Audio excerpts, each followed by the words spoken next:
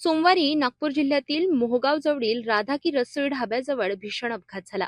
मिळालेल्या माहितीनुसार रेतीने भरलेला टिप्पर आणि दूध घेऊन जाणारी मॅक्स पिकअप गाडी यांच्या समोरासमोर जोरदार धडक झाली.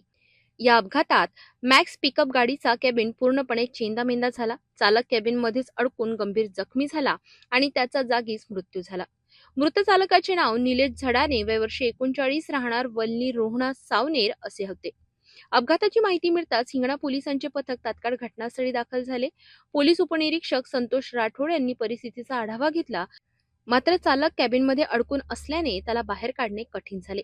त्यानंतर नागपूर महानगरपालिकेच्या अग्निशमन दलाला पाचारण करण्यात आले. अग्निशमन दलाच्या जवानांनी मोठ्या प्रयत्नांनंतर गाडीचे कॅबिन कापून मृतदेह बाहेर काढला. पोलिसांनी घटनास्थळी पंचनामा करून मृतदेह उत्तरीय तपासणीसाठी पाठविलाय. दरम्यान टिप्पर चालकाला पोलिसांनी ताब्यात घेतले असून या अपघाताची पुढील तपास सुरू आहे.